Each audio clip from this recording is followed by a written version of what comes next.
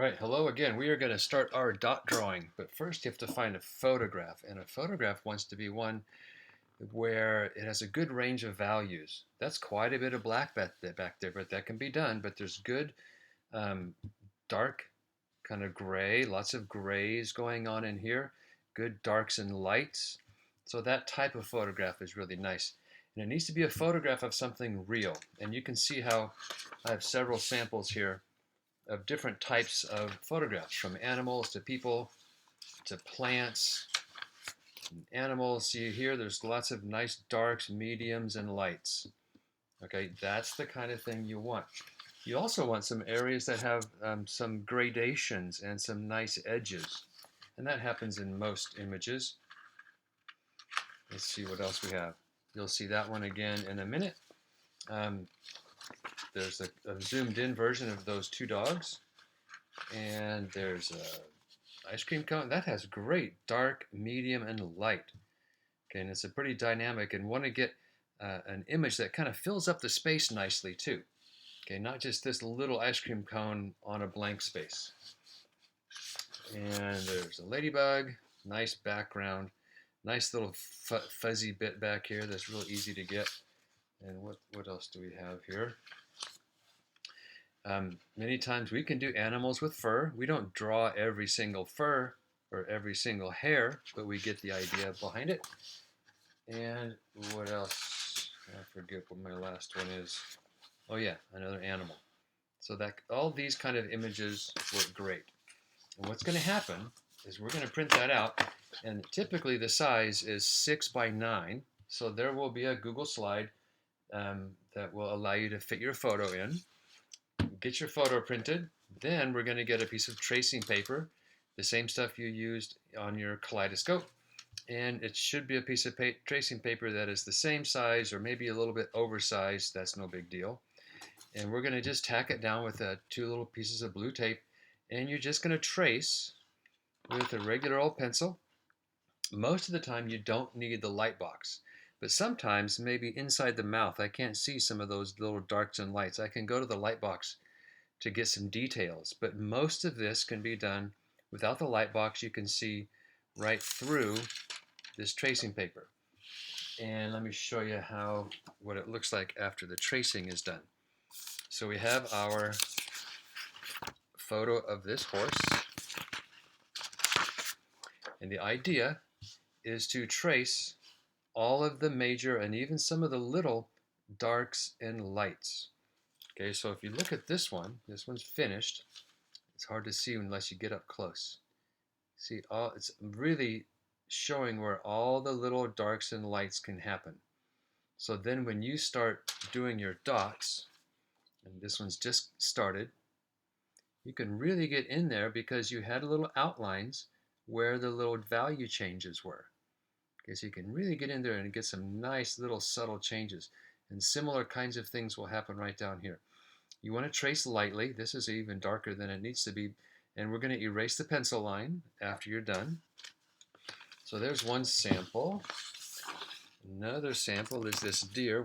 I don't have this drawing started yet, but the pre-sketch, you can really see how we've gotten into some of the different darks and lights that we're seeing in here. See the little light patch above the eye? It's represented right there. Okay, so that's that one. We have one of an old Sacramento King basketball player, I forget his name. Oh, Mike Bibby, that's his name. And this one I did have to go to the light box because this picture was kind of dark. But you can again see how I went in and outlined where some of the shading is. Even that little highlight right there in the middle of his forehead, I outlined that. So outlined where different darks and some medium tones and some highlights are. Here's the drawing started. We'll go over about doing the dots in just a second. Okay, you can basically see that more dots closer together is going to be darker. Fewer dots farther apart is going to be lighter. It's kind of common sense, just like pressing hard with a pencil and pressing softly with a pencil. And I'll show you some finished samples in just a moment. Actually, let me do that right now. Just a little variety of finished samples. So we can do cars. This is an enlarged copy, um, um, photocopy. There's one nice value range.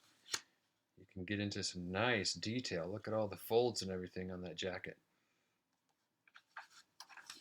And here's a more finished one of the one you just saw. And some of these will be in a Google Slides as well. This one's very nicely done. And this one's unfinished. And again, you're going to go through this process, through this stage of having a drawing that's unfinished, and it's going to feel kind of clunky at that point. It's going to look unfinished, but you just have to hang in there with it and be patient and just keep going at it and looking at where the darks and mediums and lights are. But let me talk about a little bit of that. So here's that photo you saw a moment ago. Here's the tracing, just like we've talked about, kind of tracing around where some of the shadows are, or the darker parts down the side of the nose, so that got outlined. A good place to start, let me get in here a little closer. I like to start in a dark area. So I believe the very first thing I did was did some dots right there in the eye. Or I might have gone right up against the jawline right here.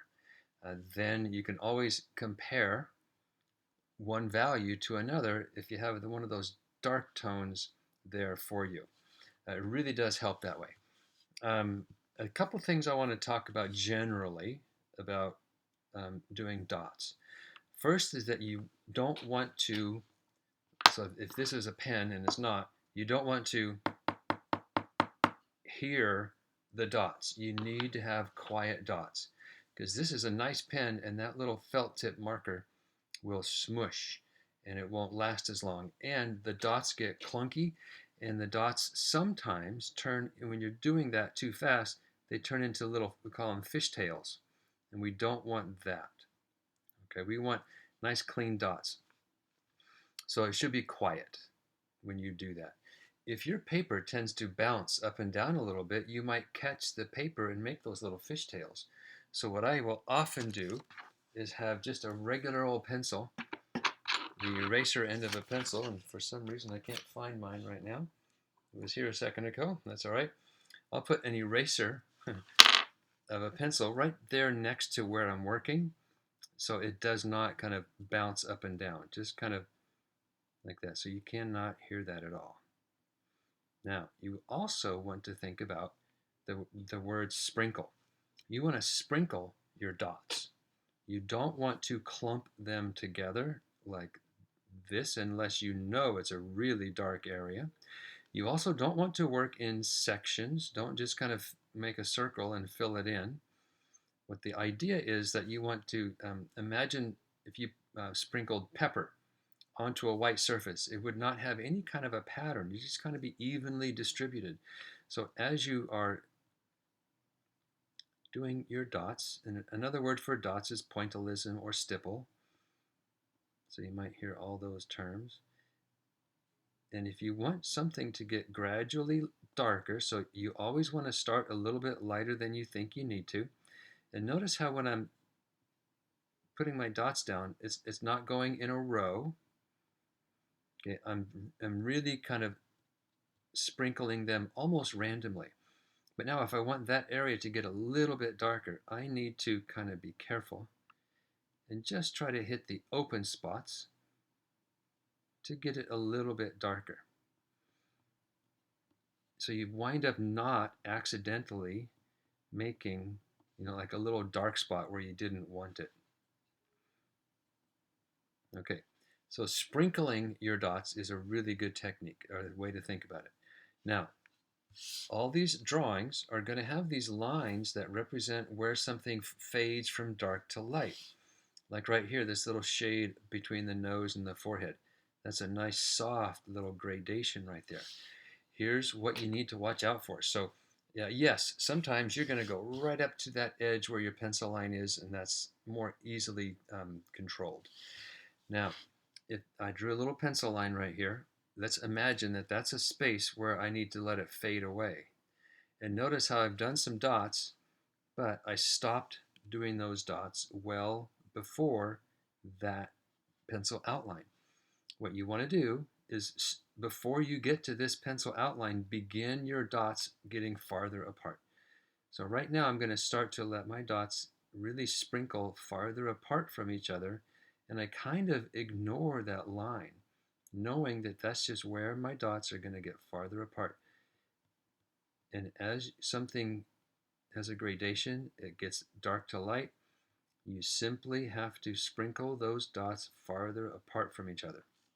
So you can see in this drawing how far apart these are, and it looks pretty light compared to these that are a little bit more compacted next to each other. Because what will happen if you don't pay attention to that, I've had a lot of students go right up to their pencil line, and then they see the pencil line and then they stop, and they forget that it's an area that needs to fade away. And then once you have a nice clean edge, it's much more difficult to then let it fade away because that clean edge will kind of be there. So you see how this area right up here has that kind of that soft fuzzy feel relative to somebody who forgot about it and just stopped right on their pencil line. So that is a really big deal. So as you're looking at your photo, you're looking for all those little places that have the soft gradations where the highlights are. If you're drawing like a person and you see their eyes, remember the training that you've had when we did our portraits. You can see how I've done some of the dots in the corners of the eye so you have that rounded feel. And really, you guys remember the training you've had all year long. We're trying to capture gradation. We're trying to capture highlight and shade, and um, wherever this photo is telling you to go light and dark. Hardly ever you will have a space with absolutely no dots in it whatsoever. So even inside this little highlight going right down the nose, I am going to put just a few dots, just a few. And that will happen in lots of different places. So hopefully that gets you going. You need to be patient. It takes a while. That's why we're taking a shortcut by tracing your pre-sketch. It's not a large drawing. It's only on half of a piece of Bristol board. And if you take your time and you are careful, your results will be great. Have fun.